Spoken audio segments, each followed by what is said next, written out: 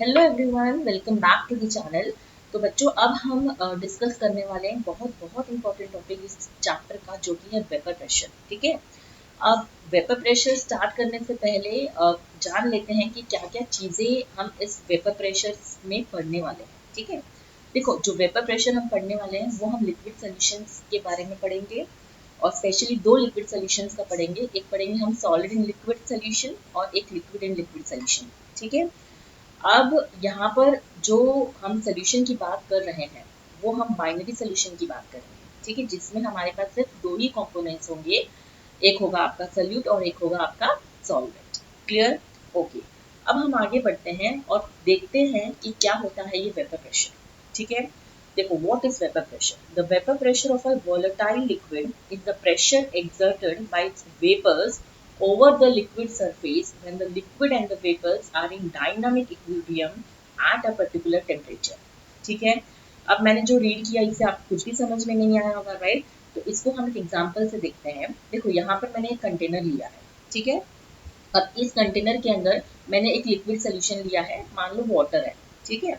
अब सबसे पहले तो यहाँ पर अभी जो मैं दिखा रही हूँ कंटेनर, वो एक क्लोज कंटेनर है। लेकिन सपोज अगर ये कंटेनर क्लोज नहीं होगा, अगर ये ओपन होगा, तो जब आप इस वाटर को हीट करोगे ना, तो क्या होगा, ये वाटर वाटर वेपर्स में कन्वर्ट होंगे, राइट? इसके वेपर्स बनेंगे, है ना? अब क्योंकि आपका कंटेनर खुला है तो ये वेपर्स उड़ जाएंगे, राइट? बिकॉज इनको तो मौका मिल गया उड़ने का, राइट? तो ये उड़ जाएंगे। लेकिन जैसे अभी इस वाले केस में मैंने इस कंटेनर को अब क्लोज कर दिया। तो जब मैं इस क्लोज कंटेनर में वाटर को हीट करूंगी, तो जो वाटर वाटर वेपर में कन्वर्ट होगा। अब वो वेपर्स के पास कुछ काम ही नहीं है, तो वो क्या करेंगे अब, क्योंकि उनको तो अब जगह ही नहीं मिली उड़ने के लिए, राइट? क्योंकि अब आपका कंटेनर क्या हो गया, क्लोज हो गया। तो ये जो वेपर्स है, अब ये प्रेशर एक्सर्ट करेंगे इस लिक्विड सरफेस पे। क्योंकि इस वाटर पे क्या एक्सर्ट करेंगे? यस, ये प्रेशर एक्सर्ट करेंगे। और इसी प्रेशर को हम बोलते हैं वेपर प्रेशर। ठीक है। तो वेपर प्रेशर क्या होता है? वो प्रेशर होता है जो आपका लिक्विड exert करता है over the liquid surface. Okay, when the liquid and the vapors are in dynamic equilibrium. अब यहाँ पर मैंने दो चीजों को अंडरलाइन किया है, volatile liquid और dynamic equilibrium। तो इसको समझते हैं। देखो, यहाँ पर जो हम लिक्विड लेंगे ना, वो हमारा कैसा लिक्विड होना चाहिए? वोलेटाइल लिक्विड होना चाहिए। ठीक है। अब वोलेटाइल का मतलब है जो आसानी से वेपराइज हो जाए। इसका मतलब अगर वो आसानी से वेपराइज हो जाएगा तो वेपर्स बनेंगे, और अगर वेपर्स बने तो वो उतना बहुत अच्छे से वेपर प्रेशर एक्सर्ट करेगा वो लिक्विड, राइट? लेकिन अगर मेरा वोलेटाइल लिक्विड नहीं है, नॉन वोलेटाइल लिक्विड अगर मैं लेती हूँ, तो वो वेपराइज नहीं होगा और वेपर्स भी नहीं बनेंगे, तो वेपर प्रेशर भी एक्सर्ट नहीं होगा, राइट? तो वेपर प्रेशर की बात अगर हम करते हैं तो वो हम वोलेटाइल लिक्विड के केस में ही करेंगे। क्यों? क्योंकि वोलेटाइल लिक्विड्स में ही वेपर प्रेशर एक्सर्ट होगा। नॉन वोलेटाइल तो वेपराइज होते ही नहीं है, राइट? तो वो वेपर प्रेशर एक्सर्ट नहीं करेंगे, राइट? अब अगर मैं वोलेटाइल लिक्विड की बात करूँ तो केरोसिन हो गया, पेट्रोल हो गया, है ना? इन सब चीज़ों को अगर आप हीट करते हो तो ये अपने वेपर फॉर्म में चले जाते हैं। लेकिन जो नॉन वोलेटाइल लिक्विड्स होते हैं, लाइक आपका शुगर हो गया, ये वेपराइज नहीं होते हैं, तो वेपर प्रेशर भी एक्सर्ट नहीं करेंगे, राइट? तो वेपर प्रेशर की बात अगर हम करते हैं तो हम वोलेटाइल लिक्विड्स की बात करेंगे। ठीक है, क्योंकि वोलेटाइल लिक्विड्स में ही आपको वेपर प्रेशर देखने मिलेगा, और एक क्लोज कंटेनर। अगर आपका कंटेनर क्लोज है तो ही वेपर प्रेशर एक्सर्ट होगा, अदरवाइज नहीं होगा। क्योंकि अगर ओपन है तो वेपर्स तो उड़ जाएंगे, अगर वेपर्स ही नहीं रहेंगे तो वेपर प्रेशर कहाँ से एक्सर्ट होगा, राइट? तो हम जब वेपर प्रेशर की बात करते हैं तो हम दो चीज़ों की बात करते हैं। एक, आपका कंटेनर जो है वो क्लोज होना चाहिए, और जो आपका लिक्विड जो आप ले रहे हो वो वोलेटाइल होना चाहिए। क्लियर? ठीक है। अब एक चीज और यहाँ पर मैंने अंडरलाइन किया है, डायनामिक इक्विलिब्रियम। अब डायनामिक इक्विलिब्रियम का मतलब क्या होता है? देखो, अब मैंने क्या बोला आपको, मैंने एक लिक्विड लिया, एक वाटर लिया। सपोज मेरा लिक्विड जो है वो वाटर है, ठीक है। अब मैं इसको हीट कर रही हूँ, तो जब मैं इस वाटर को हीट करूंगी तो ये वेपर्स में कन्वर्ट होंगे, राइट? तो क्या होगा, मतलब वाटर वाटर वेपर में चेंज हो रहा है, राइट? अब क्या होगा, उस वेपर्स को बाहर जाने के लिए जगह तो है नहीं, तो क्या करेगा, कुछ कुछ वेपर्स जो है वो फिर से कंडेंस्ड होकर लिक्विड में आएंगे, राइट? है ना? लिक्विड में कन्वर्ट हो जाएंगे। तो पहले जो वाटर है वो किस में जा रहा है? वाटर वेपर में जा रहा है, राइट?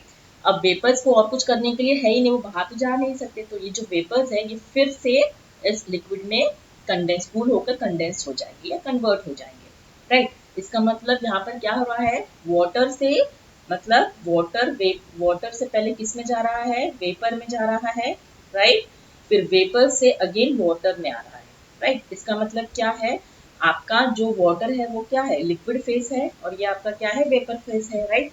तो वाटर मतलब लिक्विड और वेपर फेस ये दोनों डायनामिक इक्विलिब्रियम में रहते हैं। समझ आया? क्यों? क्योंकि जो वेपर्स होते हैं उनके पास बाहर जाने के लिए जगह नहीं होती है, क्योंकि आपका कंटेनर क्लोज होता है। तो ये जो वेपर्स है ये कंडेंस्ड होके कूल होके कंडेंस्ड होते हैं और कन्वर्ट हो जाते हैं फिर से लिक्विड में, कुछ कुछ वेपर्स। क्लियर? फाइन। तो मैं बोल सकती हूँ कि ये जो आपका लिक्विड और जो वेपर फेस है ये किस इक्विलिब्रियम में है, डायनामिक इक्विलिब्रियम में। ये ऐसा चलता रहता है इस कंटेनर के अंदर। क्लियर? तो आई होप आपको समझ में आया वेपर प्रेशर क्या होता है।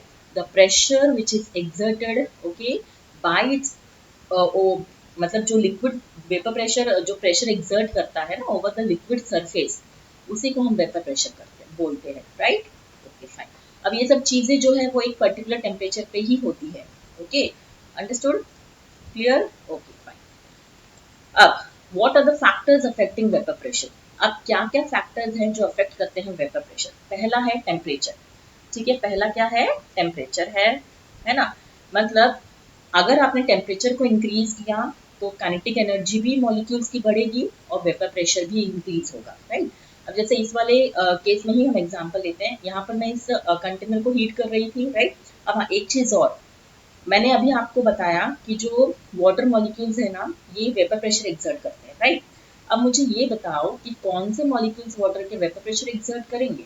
यहाँ पर ये सरफेस मॉलिक्यूल्स है, मैं दूसरे कलर से दिखाती हूँ आपको। हाँ, ये देखो यहाँ पर सरफेस पे आपके यहाँ पर क्या है, ये सरफेस मॉलिक्यूल्स है वाटर के, ठीक है। यहाँ पर ऊपर सरफेस मॉलिक्यूल्स हैं ऊपर, ओके। और अंदर जो है ये हम बोलते हैं बल्क मॉलिक्यूल्स। तो मुझे ये बताओ कि कौन से मॉलिक्यूल्स वाटर के वेपर प्रेशर एक्सर्ट करेंगे। Yes, surface molecules. क्यों? क्योंकि देखो जो अंदर के मॉलिक्यूल्स होते हैं ना, जैसे ये वाले मॉलिक्यूल की मैं बात करती हूँ, इस वाले मॉलिक्यूल की, राइट। अब इस मॉलिक्यूल को तो यहाँ से भी एक मॉलिक्यूल खींच रहा है, यहाँ से भी एक मॉलिक्यूल खींच रहा है, नीचे से भी ऊपर से भी, राइट। तो इसको ज्यादा प्रेशर है ना, फोर्स ऑफ अट्रैक्शन यहाँ पर ज्यादा है इस मॉलिक्यूल के ऊपर, राइट। तो क्या होगा, ये एस्केप नहीं कर पाएगा, और एस्केप नहीं कर पाएगा लिक्विड से तो वेपर प्रेशर भी एक्सर्ट नहीं करेगा, राइट। लेकिन जो सरफेस मॉलिक्यूल्स होते हैं उनको नीचे से तो मॉलिक्यूल्स का प्रेशर है, लेकिन ऊपर से तो वो फ्री है ना। जब वो फ्री है तो उनकी एनर्जी भी हाई है, राइट। तो ये वेपर प्रेशर एकदम आसानी से एक्सर्ट करते हैं क्योंकि इनके पास जगह होती है एस्केप करने के लिए, क्लियर, वेपर्स में जाने के लिए। अंडरस्टूड? जो सरफेस मॉलिक्यूल्स होते हैं वही वेपर प्रेशर एक्सर्ट करते हैं, अंदर वाले मॉलिक्यूल्स इतने अच्छे से वेपर प्रेशर एक्सर्ट नहीं हो करते, राइट। क्या होता है, आप हीट करोगे तो सरफेस मॉलिक्यूल्स जो वाटर मॉलिक्यूल्स है वो सरफेस पे जो होंगे वो वेपराइज हो जाएंगे। फिर से आपने हीट किया तो अंदर वाले मॉलिक्यूल्स फिर से सरफेस पे आएंगे, फिर से वेपराइज होंगे। तो ये प्रोसेस चलता रहता है, मतलब सिर्फ सरफेस मॉलिक्यूल्स ही वो वेपर प्रेशर एक्सर्ट करते हैं। क्यों? क्योंकि उनकी जो काइनेटिक एनर्जी होती है वो बहुत ज्यादा हाई होती है एज कम्पेयर्ड, है ना, to the bulk molecules. Clear? क्योंकि उनको ऊपर से तो कोई नहीं खींच रहा है ना, they are free to escape, they are free to leave the liquid, right, और वेपर्स में कन्वर्ट हो जाते हैं आसानी से। क्लियर? फाइन। अब मैंने एक फैक्टर आपको यहाँ पर बताया कि टेम्परेचर, ठीक है। अब जैसे ही आप टेम्परेचर को बढ़ाते हो, ओके, जैसे ही आपने यहाँ पर टेम्परेचर को बढ़ाया तो क्या होगा, बताओ। यस, काइनेटिक एनर्जी बढ़ेगी, है कि नहीं। टेम्परेचर आपने इंक्रीज किया तो काइनेटिक एनर्जी मॉलिक्यूल्स, क्योंकि जब आप टेम्परेचर इंक्रीज कर रहे हो तो मॉलिक्यूल्स को काइनेटिक एनर्जी मिलेगी, उनकी काइनेटिक एनर्जी इंक्रीज हो जाएगी, राइट। तो अगर काइनेटिक एनर्जी इंक्रीज होती है तो व्हाट विल हैपन, यस, उनके अंदर बहुत एनर्जी आ जाएगी, राइट। तो वो आसानी से उस वाटर फेस को छोड़कर वेपर्स में कन्वर्ट हो जाते हैं। तो वेपर प्रेशर क्या हो जाएगा, इंक्रीज हो जाएगा, ठीक है। वेपर प्रेशर भी इंक्रीज होगा। तो जैसे ही आपने टेम्परेचर बढ़ाया काइनेटिक एनर्जी मॉलिक्यूल्स की बढ़ेगी, और अगर काइनेटिक एनर्जी बढ़ी तो ऑब्वियसली जो मॉलिक्यूल्स हैं उनके पास काफी एनर्जी होगी, राइट। तो वो आसानी से उस वाटर फेस को छोड़कर वेपर फेस में चले जाते हैं और फिर वेपर प्रेशर इंक्रीज हो जाता है। क्लियर? ओके। अब जो सेकेंड फैक्टर है वो है इंटरमोलिकुलर फोर्सेस। अब इंटरमोलिकुलर फोर्सेस अगर मैं बोलूँ तो जितना ज्यादा, मतलब अगर इंटरमोलिकुलर फोर्स, ओके, आपका इंटरमोलिकुलर फोर्स अगर लेस है तो वेपर प्रेशर जो है वो मोर होगा। क्यों? देखो यहाँ पर ये मॉलिक्यूल्स है, ठीक है। अब ये मॉलिक्यूल्स मैंने बनाए, ठीक है। अब इन मॉलिक्यूल्स के बीच में अगर इंटरमॉलिक्यूलर फोर्स कम है तो ये एक दूसरे को अट्रैक्ट नहीं कर रहा है, मतलब ये लूज है, they are free to move, right. तो अगर ये फ्री है मूव करने के लिए तो ये आसानी से वेपर में चेंज हो जाएंगे, राइट। और अगर वेपर्स में चेंज हो गए आसानी से तो वेपर प्रेशर भी एग्जर्ट करेंगे, ये सुनो। तो जितना कम इंटरमॉलिक्यूलर फोर्स होगा अट्रैक्शन का उतना ज्यादा वेपर प्रेशर होगा। लेकिन अगर इंटरमॉलिक्यूलर फोर्स आपका ज्यादा है तो वेपर प्रेशर क्या हो जाएगा, कम हो जाएगा। क्लियर। इंटरमॉलिक्यूलर फोर्स ज्यादा है मतलब इन दोनों के बीच में फोर्स ऑफ अट्रैक्शन बहुत ज्यादा है, इन दोनों मॉलिक्यूल्स के बीच में फोर्स ऑफ अट्रैक्शन बहुत ज्यादा है, इंटरमॉलिक्यूलर फोर्स ऑफ अट्रैक्शन बहुत ज्यादा है। तो क्या ये मॉलिक्यूल्स फ्री रहेंगे to move? No, they will not be free to move. अगर वो मूव ही नहीं कर पाएंगे, फ्री नहीं होंगे, तो वो वेपर्स में कन्वर्ट नहीं होंगे और वेपर प्रेशर आपका क्या हो जाएगा, कम हो जाएगा। क्लियर, ठीक है। अब नेक्स्ट जो फैक्टर है वो है boiling point. Lesser the boiling point, ठीक है। अगेन अगर आपका बॉइलिंग पॉइंट कम है तो वेपर प्रेशर क्या होगा, ज्यादा होगा, ठीक है। अंडरस्टूड। क्योंकि देखो अभी हमने बोला कि जो ये मॉलिक्यूल्स है, अगर ये मॉलिक्यूल्स पास पास में है मतलब इंटरमॉलिक्यूलर फोर्स ऑफ अट्रैक्शन इनके बीच में ज्यादा है, तो इनको सेपरेट करने के लिए हमें ज्यादा बॉइलिंग पॉइंट देना पड़ेगा, राइट। तो बॉइलिंग पॉइंट अगर मैं ज्यादा दे रही हूँ, है ना, तो वेपर प्रेशर क्या हो जाएगा, कम हो जाएगा, है ना। क्योंकि जो पास पास वाले मॉलिक्यूल्स है, जो force of attraction intermolecular force of attraction अगर ज्यादा है तो वो वेपर्स में आसानी से कन्वर्ट नहीं होते और वेपर प्रेशर भी कम होता है ना। तो वही चीज है, मतलब उनको आपको बॉईल करने के लिए ज्यादा बॉइलिंग पॉइंट देना पड़ेगा। तो अगर ज्यादा बॉइलिंग पॉइंट दे रहे हैं उसका मतलब उसका वेपर प्रेशर क्या है, कम है ना। अब अगर मॉलिक्यूल्स के बीच में इंटरमॉलिक्यूलर फोर्स ऑफ अट्रैक्शन ज्यादा है, सॉरी कम है, तो they are free to move और वो आसानी से एस्केप हो जाएंगे, राइट। उनको बॉइलिंग पॉइंट भी आपको कम देना पड़ेगा, है ना। तो इसका मतलब वो वेपर प्रेशर भी अच्छे से एक्सर्ट करेंगे। तो लेस बॉइलिंग पॉइंट, मोर वेपर प्रेशर। क्लियर, समझ में आ रहा है सबको, है ना। तो ये इंटरमोलिकुलर फोर्स से ही रिलेटेड है। अगर इंटरमोलिकुलर फोर्स ऑफ अट्रैक्शन ज्यादा है तो आपको उनको सेपरेट करने के लिए ज्यादा बॉइलिंग पॉइंट देना पड़ेगा, राइट।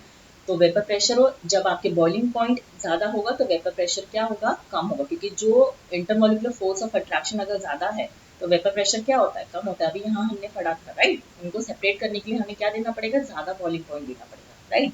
लेकिन इंटरमोलिकुलर फोर्स ऑफ अट्रैक्शन अगर उनके बीच में कम है तो क्या होगा, यस उनको हमें अगर कम है तो वो फ्री है मूव करने के लिए और उनको हमें कम बॉइलिंग पॉइंट देना पड़ेगा, कम बॉइलिंग पॉइंट देना पड़ेगा क्योंकि उनका जो वेपर प्रेशर है वो फ्री है, तो वेपर्स भी अच्छे से क्रिएट करेंगे और वेपर प्रेशर भी ज्यादा होगा। क्लियर। तो आई होप ये फैक्टर्स हैं affecting vapour pressure, temperature, intermolecular forces और बॉइलिंग पॉइंट, ठीक है। तो जैसे ही टेम्परेचर बढ़ाया वेपर प्रेशर भी बढ़ेगा, राइट, क्योंकि उनकी काइनेटिक एनर्जी मॉलिक्यूल्स की बढ़ जाती है। Less the intermolecular force of attraction, more is the vapour pressure. मतलब अगर मैं इंटरमोलिकुलर फोर्स ऑफ अट्रैक्शन की बात करूँ तो वो इसके इनवर्सली प्रोपोर्शनल है वेपर प्रेशर के। अगेन बॉइलिंग पॉइंट भी जो है वो है inversely proportional to vapour pressure, ठीक है। लेकिन जो टेम्परेचर है that is directly proportional to vapour pressure. समझ में आया सबको। तो ये है इनके factors affecting the vapour pressure. समझ में आया सबको, ओके, ठीक है। अब हम आगे बढ़ते हैं और देखते हैं नेक्स्ट कंसेप्ट जो है। अभी मैंने आपको बताया कि हम इस टॉपिक में जो वेपर प्रेशर है इसमें सिर्फ दो ही सोल्यूशन की बात करेंगे, लिक्विड लिक्विड सोल्यूशन की और सॉलिड इन लिक्विड सोल्यूशन की, ठीक है। तो सबसे पहले हम डिस्कस करते हैं लिक्विड लिक्विड सोल्यूशन की बात, ठीक है। अब अगर मेरा सोल्यूट और सॉल्वेंट, अभी आपको बताया कि जो मैं हम बात कर रहे हैं वो हम कौन से सोल्यूशन की बात कर रहे हैं, बाइनरी सोल्यूशन की, जिसमें मेरे पास सिर्फ दो ही कंपोनेंट, कंपोनेंट 1 एंड कंपोनेंट 2, ठीक है। तो यहाँ पर मेरे पास सपोज एक कंटेनर है, ठीक है, क्लोज्ड कंटेनर। अब इसमें मैं एक लिक्विड सोल्यूशन ले रही हूँ जिसमें आपका जो सोल्यूट और सॉल्वेंट है ये दोनों क्या है, वोलेटाइल है, ठीक है। वोलेटाइल है इसका मतलब वो वेपर्स वेपराइज हो जाएंगे आसानी से जब आप उसको हीट करोगे, राइट, और वेपर प्रेशर एक्सर्ट करें, ठीक है। तो ये आसानी से ऐसे वेपराइज हो जाते हैं, ठीक है, और वेपर प्रेशर एक्सर्ट करते हैं। क्लियर, ठीक है। अब जो यहाँ पर देखो, अब दोनों वोलेटाइल है तो वेपर्स भी अच्छे से बनेंगे, यस और नो, क्योंकि सोल्यूट और सॉल्वेंट दोनों आपके वोलेटाइल है, राइट। तो जो वेपर प्रेशर एक्सर्ट होगा वो भी अच्छे से वेपर प्रेशर एक्सर्ट होगा, यस और नो, राइट, है ना। तो अगर मैं यहाँ पर अभी सपोज यहाँ पर मैंने कंपोनेंट 1 लिया और कंपोनेंट 2 लिया, क्लियर, क्लियर? ओके, अब यहाँ पर दोनों सोल्यूट और सॉल्वेंट, यहाँ पर मेरे पास है ये मॉलिक्यूल्स, ठीक है, यहाँ पर मेरा ये सोल्यूट है, ये सॉल्वेंट है, ये भी सोल्यूट है ना, ये सॉल्वेंट है, ठीक है, ये सोल्यूट है, ये सॉल्वेंट, मतलब मैं दो कंपोनेंट्स की बात करूँ जिसमें सरफेस पर आपके सोल्यूट और सॉल्वेंट दोनों मॉलिक्यूल्स ऊपर रहेंगे सरफेस पे, है ना, क्योंकि मैंने दो कंपोनेंट्स को लिया है, सोल्यूट और सॉल्वेंट, ठीक है। अब सरफेस पे इन दोनों कंपोनेंट्स के मॉलिक्यूल्स मौजूद रहेंगे, राइट, है ना, क्योंकि आपका दोनों जो कंपोनेंट्स आपने लिए सोल्यूट और सॉल्वेंट, ये दोनों वोलेटाइल है, तो दोनों वेपर प्रेशर एक्सर्ट करेंगे, राइट। तो जो प्रेशर को एक्सर्ट करेंगे उसको हम डिनोट करते हैं पार्शियल प्रेशर, है ना। जैसे अगर मुझे यहाँ पर P टोटल निकालना है, ठीक है, तो P टोटल क्या होगा, P1 प्लस P2, ठीक है। अब P2 यहाँ पर क्या है, partial pressure of component 1 in the solution, ठीक है, मतलब जो कंपोनेंट 1 वेपर प्रेशर एक्सर्ट करेगा उसे हम बोलेंगे पार्शियल प्रेशर, क्यों, क्योंकि वो अब हम सोल्यूशन की बात कर रहे हैं ना, तो सोल्यूशन में तो कंपोनेंट 1 कंपोनेंट 2 दोनों है, राइट। तो यहाँ पर जो P है वो आपका क्या है, टोटल प्रेशर, ओके, ये क्या है आपका, ये है आपका टोटल प्रेशर, ठीक है, ओके। और जो P1 है ये आपका क्या है, ये है partial pressure, okay, of component 1, और P2 क्या है, यस, ये है आपका partial pressure, okay, of component 2, ठीक है, समझ में आया। तो जब मुझे P टोटल निकालना है तो मुझे कैसे करना पड़ेगा, पार्शियल प्रेशर ऑफ उनका सम करना पड़ेगा, है ना, दोनों कंपोनेंट्स के पार्शियल प्रेशर्स का क्या करना पड़ेगा, सम करना पड़ेगा, ठीक है, फाइन, ओके। अब यहाँ पर एक चीज और आपको समझनी है कि देखो, अगर सपोज मेरे पास एक कंटेनर है, ठीक है, अब उस कंटेनर में मैंने सिर्फ सॉल्वेंट मॉलिक्यूल्स लिए, सपोज ये मेरा कंटेनर है, ठीक है, अब इस कंटेनर में मैंने सिर्फ सॉल्वेंट के मॉलिक्यूल्स लिए, मतलब जो कि मेरे वोलेटाइल सॉल्वेंट है, सिर्फ सॉल्वेंट ही है और कोई नहीं है उसके साथ, तो जो वो वेपर प्रेशर एक्सर्ट करेगा ना, वो वेपर प्रेशर प्योर सॉल्वेंट का होगा, क्योंकि उसके अंदर और तो कोई है ही नहीं, राइट, तो उसे हम डिनोट करते हैं P1 नॉट, ठीक है, जो प्योर सॉल्वेंट का होता है, ठीक है, vapour pressure exerted by pure solvent, उसको हम P1 नॉट से डिनोट करते हैं। अब उधर ही अगर मेरे पास एक कंटेनर में सिर्फ सोल्यूट के पार्टिकल्स हैं, ओके, तो सरफेस पे भी सोल्यूट के ही पार्टिकल्स रहेंगे, अब मेरा सोल्यूट भी यहाँ पर वोलेटाइल है तो वो भी वेपर प्रेशर एक्सर्ट करेगा, राइट, तो उसको हम डिनोट करेंगे P2 नॉट, ठीक है। अब ये क्या है, मेरा प्योर सोल्यूट है, ठीक है, क्लियर, समझ में आया कि नहीं आया, ओके। तो यहाँ पर अगर आपके कंटेनर में सिर्फ आपका सॉल्वेंट ही है, ठीक है, और कोई नहीं है, तो जो वो वेपर प्रेशर एक्सर्ट कर, और वो भी वॉलेटाइल है तो वो वेपर प्रेशर एक्सर्ट करेगा, राइट, तो जो वो वेपर प्रेशर एक्सर्ट करेगा वो आपका प्योर सॉल्वेंट को होगा, और हम उसे डिनोट करते हैं P1 नॉट से। अब एक और कंटेनर लिया, उसमें मेरा प्योर सोल्यूट है और कोई नहीं है, राइट, तो वो जो वेपर प्रेशर एक्सर्ट करेगा वो क्या होगा, P2 नॉट, ठीक है, ये प्योर सॉल्वेंट, मगर मैंने नॉट लगा दिया, इसका मतलब वो प्योर सॉल्वेंट और प्योर सॉलिड की बात हो रही है, क्लियर हो गया, फाइन। अब यहाँ पर जब मैं सोल्यूशन की बात करती हूँ तो वहां पर आ जाता है पार्शियल प्रेशर, जिसको हम P1 और P2 से डिनोट करते हैं, फाइन। तो यहाँ पर अगर इस अब जो सोल्यूशन बना उस वाले केस में जब मैंने दोनों को मिला दिया तो एक सोल्यूशन बना ये वाला, राइट, तो जब मैं मिलाती हूँ इन दोनों को, ओके, इन दोनों को जब मैं मिलाती हूँ तो ये वाला सोल्यूशन बना, ये सुनो, तो यहाँ पर जो वेपर प्रेशर होगा सोल्यूशन का, ओके, जो वेपर प्रेशर या टोटल प्रेशर जो होगा, है ना, मैं टोटल प्रेशर की बात करती हूँ, तो ये जो टोटल प्रेशर होगा ना, ये हमेशा कम होगा as compare to pure solvent, है ना, vapour pressure of pure solvent, क्यों, क्योंकि यहाँ पर देखो, यहाँ मैं सॉल्वेंट प्योर सॉल्वेंट की जब बात करती हूँ तो जो भी वेपर प्रेशर होगा वो सिर्फ सॉल्वेंट की तरफ सॉल्वेंट की वजह से ही होगा, राइट, प्योर सॉल्वेंट की वजह से, तो वो ज्यादा वेपर प्रेशर एक्सर्ट करेगा, ये सुनो। लेकिन सॉल्यूशन के केस में क्या होता है, सॉल्यूशन के केस में देखो, यहाँ पर अगर मेरे पास 10 सरफेस पे 10 सॉल्वेंट के मॉलिक्यूल्स है, प्योर के केस में बात कर रही हूँ, है ना, तो यहाँ पर जब वो सॉल्यूशन में आते हैं तो उस समय सॉल्यूट भी होता है, तो उस समय सपोज 5 ही सॉल्वेंट के मॉलिक्यूल्स ऊपर रहेंगे, क्योंकि बाकी की जो जगह है वो सॉल्यूट भी तो घेर रहा है ना, क्योंकि अब हमने सॉल्यूट और सॉल्वेंट दोनों को मिला दिया, तो ऊपर सरफेस पे सॉल्वेंट के साथ साथ अब सॉल्यूट के मॉलिक्यूल्स ने भी जगह ले ली, तो सॉल्वेंट के मॉलिक्यूल्स कम हो गए ना, राइट, तो अब जो वेपर प्रेशर सॉल्यूशन का बनेगा वो क्या होगा, कम होगा as compare to P1 not, clear, similarly P total जो है that will be vapour pressure of P total will be less than P2 not. समझ में आया? मतलब यहाँ पर अगर मैं बात करूँ तो वेपर प्रेशर जो प्योर सॉल्वेंट और प्योर सोल्यूट के केस में ज़्यादा होता है as compare to that of the total pressure in case of the solution. ठीक, क्यों? क्योंकि सरफेस पे अब दोनों मॉलिक्यूल्स आ जाते हैं, राइट? तो और ये चीज़ आपको पता है कि कोई भी लिक्विड में जो सॉल्वेंट की मात्रा होती है वो सॉल्यूशन में सॉल्वेंट की मात्रा ज़्यादा होती है, वो डोमिनेटिंग करता है ना, वो डोमिनेट करे, वो ज़्यादा लार्जेस्ट क्वांटिटी में होता है।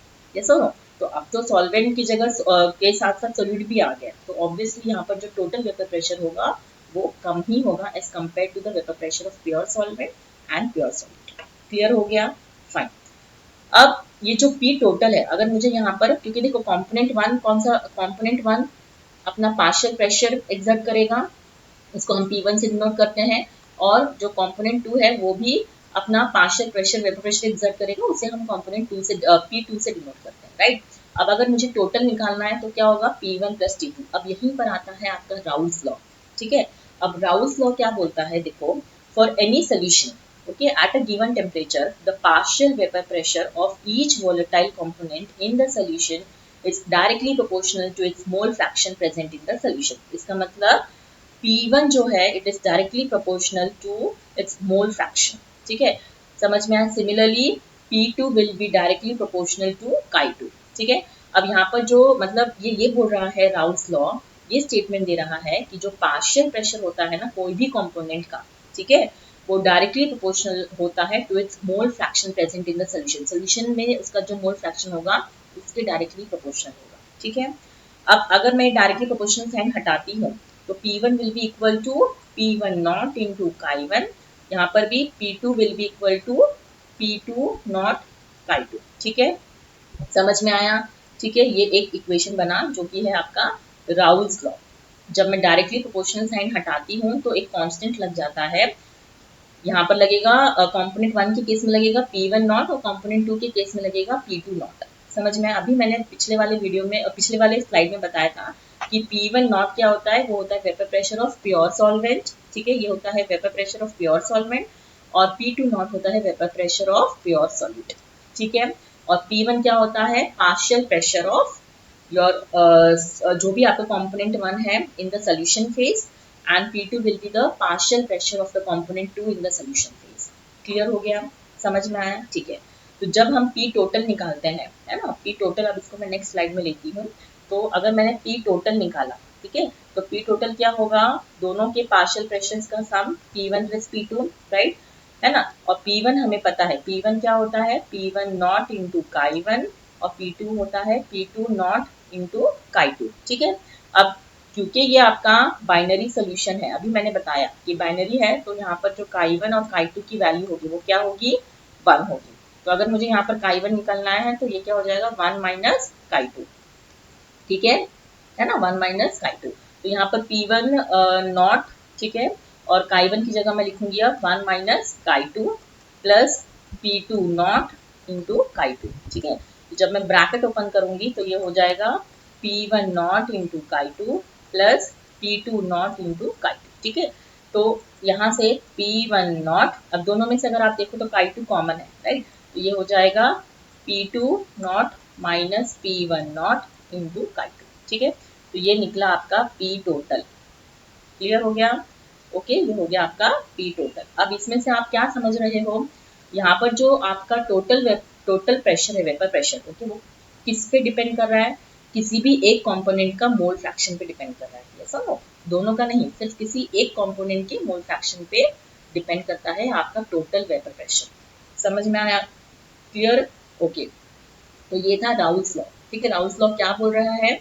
यस, उन्होंने ये बोला कि जो आपका पार्शियल प्रेशर होता है ना किसी भी कंपोनेंट का, that is directly proportional to its mole fraction in the solution. जब आप उनको डायरेक्टली प्रोपोर्शनल साइन हटाते हो तो एक कांस्टेंट लग जाता है जिसे हम बोलते हैं P1 नॉट। अब मैंने आपको बताया ये जो होता है ये होता है आपका partial, yes, pressure, okay, partial pressure of component 1 in the solution. Yes और नो? और P1 नॉट होता है vapour pressure of pure solvent. ठीक है, vapour pressure of pure solvent. Similarly यहाँ पर भी वही चीज है, partial pressure of component 2 in the solution, ठीक है। और ये जो P2 नॉट होता है वो होता है vapour pressure of pure solid, ठीक है। ये प्योर की बात हम कर रहे हैं, vapour pressure of pure solid. Clear हो गया? Fine, okay. तो यहाँ पर हमें जब हमने पी टोटल का वैल्यू निकाला तो जो पी टोटल निकला वो सिर्फ हमारा किसी भी एक कंपोनेंट के मोल फ्रैक्शन पे ही डिपेंड है। क्लियर? समझ में आया? ठीक है। तो यहाँ से हमें एक चीज और पता चली है कि जब हम यहाँ पर ये पी टोटल, ये चीज जो है ना, पी टोटल जब हमें निकालना होता है, ये चीज जो P1 प्लस P2 के बराबर है, ओके, ये चीज जो है ये किसने दी थी? डाल्टन्स लॉ ने दी थी। ओके, किसने दिया था ये चीज? डाल्टन्स लॉ ने दिया था कि टोटल वेपर प्रेशर जो होता है वो दोनों के पार्शियल प्रेशर्स का सम होता है। क्लियर हो गया? Okay, fine. अब इसी राउल्स लॉ को ग्राफिकली रिप्रेजेंट किया गया है। अब ये ग्राफ जो एक्चुअली एनसीईआरटी में भी दिया है, ये ग्राफ बहुत सारे लोगों को नहीं समझ में आता है, राइट? तो अब मैं आपको डिटेल में समझाती हूँ एक्चुअली क्या है इस ग्राफ में। It's very easy. देखो, अभी आपको ये चीज पता है ना? क्या पता है? कि जो आपका राउल्स लॉ है, ओके, वो क्या होता है? Yes, P1 is equal to P1 not Chi1 और P2 होता है P2 नॉट Chi2, ठीक है। अब ये चीज अभी हमने देखा कि जो डाल्टन्स लॉ है, ओके, वो क्या बोल रहा है कि जो P टोटल होता है ना, वो P1 प्लस P2 के बराबर होता है, राइट? ये सब ना P1 प्लस P2 के बराबर होता है। और हमें पता है P1 क्या है? P1 नॉट Chi1 और P2 क्या है? Yes, P2 not Chi2। Clear? Fine, ठीक है। अब देखो यहाँ पर जब इस वाले केस में आप देख रहे हो, पहले केस में अभी जो ग्राफ है एक्चुअली किसके वर्सेस किसके है? वेपर प्रेशर वर्सेस मोल फ्रैक्शन, ठीक है। तो यहाँ पर जब आपकी Chi1 की वैल्यू 1 है, मतलब पहले वाले केस में, ओके, केस 1 में आप देख रहे हो Chi1 जो है वो 1 से 0 तक रेड्यूस हो रहा है ना? इसका मतलब ये आपकी मैक्सिमम वैल्यू है Chi1 की और ये आपकी मिनिमम वैल्यू है, ठीक है। तो जब आप यहाँ पर मैक्सिमम वैल्यू 1 डाल रहे हो, 1 डाल रहे हो तो क्या होगा? P1 के केस में मैं इसकी बात कर रही हूँ, ठीक है। तो इधर क्या होगा जब आप यहाँ पर Chi1 की वैल्यू 1 डाल रहे हो? यस, तो जो आपका P1 है वो किसके बराबर हो जाएगा? P1 नॉट के बराबर हो जाएगा, यस और नो यहाँ पर। और जब आपका जो Chi1 है वो मिनिमम पे पहुंच गया 0 पे, तब यहाँ अगर आप 0 डालते हो तो P1 भी क्या हो जाएगा? 0 हो जाएगा, यस और नो। तो देखो यहाँ पर जब आपका Chi1 1 है तो जो मैक्सिमम वैल्यू है वेपर प्रेशर की वो P1 नॉट है, कैन यू सी? फिर जब वो 0 हो गया तो आपका जो P1 नॉट है वेपर प्रेशर, P1 की वैल्यू भी डिक्रीज होके 0 हो गई। ये देखो यहाँ पर भी 0 है तो डिक्रीज होके यहाँ 0 पे पहुंच गई। क्लियर? सो P1 नॉट से 0 पे गया, यस और नो? राइट। अब अगर मैं केस 2 ले रही हूँ, ओके, अगर मैंने केस 2 लिया तो केस 2 में यहाँ पर अगर मेरा मैक्सिमम वैल्यू Chi1 का 1 है और मिनिमम वैल्यू Chi2 की बात कर रहे हैं हम, Chi2 की वैल्यू 0 है, तो यहाँ पर आप देखो यहाँ पर 0 से 1 जा रहा है, मतलब इंक्रीज हो रहा है ना? तो जब आप, ये आपका मैक्सिमम वैल्यू है Chi2 की और ये आपकी मिनिमम है, ठीक है। तो जब आप मैक्सिमम वैल्यू यहाँ पर Chi2 की जगह 1 डाल रहे हो तो P2 जो है वो किसके बराबर हो जाएगा? P2 not. और जब Chi2 की वैल्यू 0 डाल रहे हो तो जो P2 है उसकी वैल्यू क्या हो जाएगी? 0, राइट। तो जब आपका Chi2 0 है तब अब आप देखो तो जो P2 की वैल्यू आई वो क्या है? 0, राइट। तो यहाँ पर ये देखो ये 0 है, राइट। 0 पे 0 है, Chi2 की वैल्यू अगर 0 है तो जो P2 है वो भी 0 है, राइट। अब जब आपकी Chi2 की वैल्यू आपने 1 ली तो जो P2 है वो P2 नॉट हो गया, मतलब 0 से P2 नॉट, राइट, इंक्रीज हो रहा है, राइट। अब जब इन दोनों ये जो डॉट डॉट डॉटेड लाइंस है ना ग्रीन से जो मैं दिखा रही हूँ यहाँ पर, ये वाला ग्राफ P1 नॉट से 0, ये P1 है, राइट, और 0 से P2 नॉट जो इंक्रीज हो रहा है वो P2 है, राइट। अब जब मैं इन दोनों का इन दोनों जो पॉइंट्स है ना P1 नॉट और P2 नॉट को ज्वाइन कर रही हूँ यहाँ पर, तो P टोटल निकल रहा है, that is P1 plus P2, जो आपको पता है, राइट। P टोटल क्या होता है? P1 plus P2। क्लियर हो गया? ये आपका केस 2 की बात हम किए थे, राइट। समझ में आया? ओके, फाइन, ठीक है। तो आई होप कि आपको ये ग्राफ अब क्लियर हुआ होगा, ठीक है। यहाँ पर इस वाले ग्राफ में ना actually vapour pressure versus mole fraction की बात हो रही है, राइट। तो जब आपकी Chi1 की वैल्यू 1 से 0 रेड्यूस हो रही है तब आपका जो ग्राफ है वो P1 नॉट से 0 डिक्रीज हो रहा है, राइट। जब आपकी Chi2 की वैल्यू 0 से 1 पर इंक्रीज हो रही है तब आपका ग्राफ भी 0 से P2 नॉट पर इंक्रीज हो रहा है। और जब आप इन दोनों को मिला देते हो इन पॉइंट्स को, तो P टोटल निकलता है P1 प्लस P2। क्लियर हो गया? फाइन। अब हम देखते हैं Dalton's law of partial pressure. अब ये जो Dalton's law of partial pressure है ना, ये एग्जैक्टली है क्या? ठीक है, अब जब अभी मैंने जो बात बताई कि आपके पास एक कंटेनर है, राइट, है ना, ये आपका कंटेनर है सपोज, ठीक है, ये आपका कंटेनर है, क्लोज्ड कंटेनर है, ठीक है। अब इस कंटेनर में आपने यहाँ पर क्या लिया? लिक्विड लिया, ठीक है, यहाँ पर क्या है? आपका लिक्विड है, ठीक है। आपने इसको यहाँ पर हीट किया, है ना। तो जब आप इसको हीट कर रहे हो तो क्या हो रहा है? ये जो लिक्विड है ये वेपर्स में कन्वर्ट हो रहा है, वेपर प्रेशर एग्जर्ट कर रहा है लिक्विड सरफेस पे, राइट। तो यहाँ पर ये जो वेपर्स है ना, यहाँ पर इस, क्योंकि यहाँ पर क्या है, इसमें हमारे पास कंपोनेंट 1 प्लस कंपोनेंट 2 है। मैं वोलेटाइल लिक्विड्स की बात कर रही हूँ, राइट, लिक्विड लिक्विड सोल्यूशन की बात कर रही हूँ, जिसमें दोनों कंपोनेंट्स आपके क्या है? वोलेटाइल है, तो दोनों वेपर प्रेशर एग्जर्ट कर रहे हैं, राइट। अब यहाँ पर इस वेपर फेज में उनका कॉम्पोजिशन क्या है? कंपोनेंट 1 और कंपोनेंट 2 जो है उनका कॉम्पोजिशन क्या है, वो हमें डाल्टन्स लॉ बताता है, ठीक है। अब जो कॉम्पोजिशन है वो हम मोल फ्रैक्शन से डिनोट करते हैं। तो यहाँ पर ये जो y1 और y2 है, ओके, ये y1 है और y2, इसको हम एक्चुअली मोल फ्रैक्शन से डिनोट करते हैं। ये आपका क्या है? मोल फ्रैक्शन है, ठीक है, ठीक है। तो यहाँ पर वेपर फेज में कंपोनेंट 1 और कंपोनेंट 2 का कॉम्पोजिशन क्या है, ये हमें डाल्टन्स लॉ बताता है, ठीक है, ठीक है। तो देखो यहाँ पर अगर मुझे पहला कंपोनेंट 1 का मोल फ्रैक्शन जानना है, उसका कॉम्पोजिशन जानना है, तो वो क्या होगा? P1 अपॉन P टोटल के बराबर होगा। मतलब वो कंपोनेंट 1 जितना प्रेशर एग्जर्ट कर रहा है ना, okay, that is partial pressure exert कर रहा है, वो टोटल प्रेशर के बराबर, मतलब ऊपर कर रहा है, राइट। सो P1 अपॉन P टोटल होगा।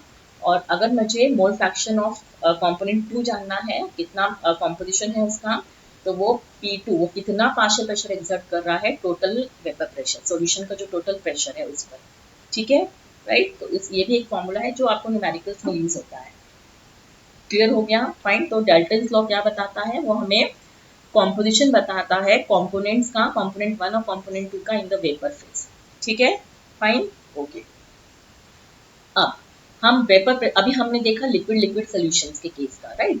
अब हम देखेंगे vapour pressure of solids in liquid solutions, ठीक है। जब मेरे पास एक सॉल्यूशन है, सॉरी, एक सॉल्वेंट है, ठीक है, एक सॉल्यूशन है जिसके अंदर, लिक्विड सॉल्यूशन जिसके अंदर मैं क्या डाल रही हूँ? सॉलिड को डाल रही हूँ, ठीक है। अब यहाँ पर देखो मेरे पास है, जो मैं ले रही हूँ वो है नॉन वोलेटाइल सॉल्यूट लूंगी और एक वोलेटाइल सॉल्वेंट लूंगी, ठीक है। तो यहाँ पर सपोज ये मेरा 1 है कंपोनेंट और ये यहाँ पर मेरा 2 कंपोनेंट है, ठीक है। तो पहले वाले कंटेनर में मैं क्या ले रही हूँ? यस, पहले वाले कंटेनर में मैं ले रही हूँ सॉल्वेंट, ठीक है।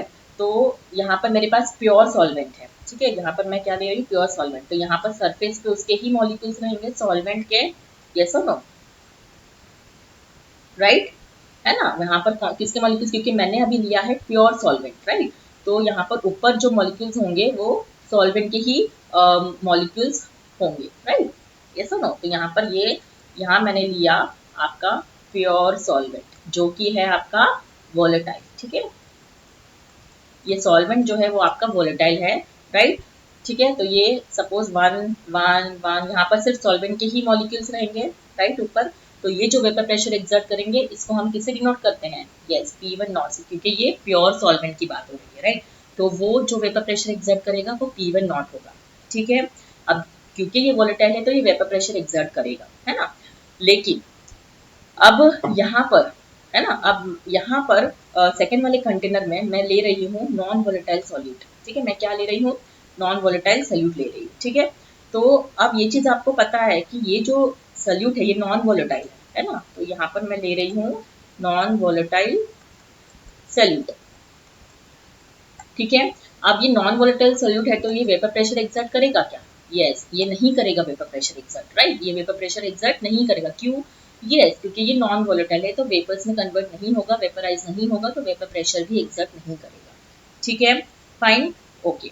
अब यहाँ पर भी अगर मैं लेती हूँ तो यहाँ पर भी ऊपर क्या रहेंगे? सिर्फ सॉल्यूट के पार्टिकल्स रहेंगे, यस और नो। ऊपर क्या रहेंगे? सिर्फ सॉल्यूट के पार्टिकल्स रहेंगे, राइट, है ना।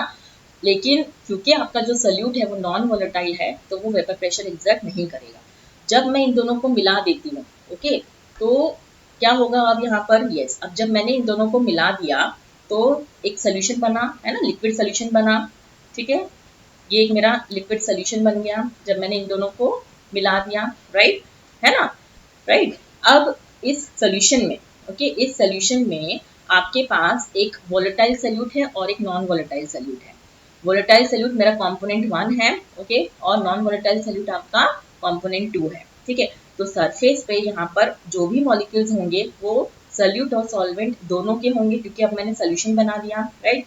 तो यहाँ पर क्या होगा, सरफेस पे दोनों मॉलिक्यूल्स होंगे, है ना, सॉल्वेंट भी होगा आपका और सोल्यूट भी होगा। Clear, fine, okay.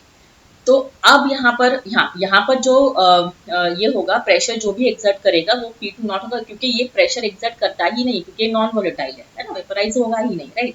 तो यहाँ पर अब जो टोटल प्रेशर होगा वो किसके बराबर होता है, P1 नॉट प्लस P। अब हाँ, एक चीज और, अब यहाँ पर जब आपने सोल्यूशन बनाया तो जो कंपोनेंट 1 प्रेशर एक्सर्ट करेगा उसको हम किससे डिनोट करते हैं, P1 से, उसके पार्शियल प्रेशर P1 से, और जो कंपोनेंट 2 होता है उसे हम डिनोट करेंगे P2 से, जो उसका पार्शियल प्रेशर है कंपोनेंट 2 का, राइट। क्योंकि आपका कंपोनेंट 2 नॉन वोलेटाइल है तो वो प्रेशर एक्सर्ट नहीं करेगा, तो जो भी P टोटल होगा वो किसके बराबर होगा, P1 के बराबर होगा। क्यों, क्योंकि यहाँ पर आपका जो P2 है वो प्रेशर एक्सर्ट करता ही नहीं, क्योंकि वो नॉन वोलेटाइल है, राइट। जो भी P टोटल होगा ना सोल्यूशन का, वो किसके बराबर होगा, सिर्फ सॉल्वेंट मॉलिक्यूल्स के बराबर होगा, मतलब P1 जो भी वो प्रेशर एक्सर्ट करते हैं उनके बराबर होगा, पार्शियल प्रेशर। और आपको अभी हमने पढ़ा राउल्स लॉ में कि जो P1 होता है वो किसके बराबर होता है, P1 नॉट इंटू Chi1।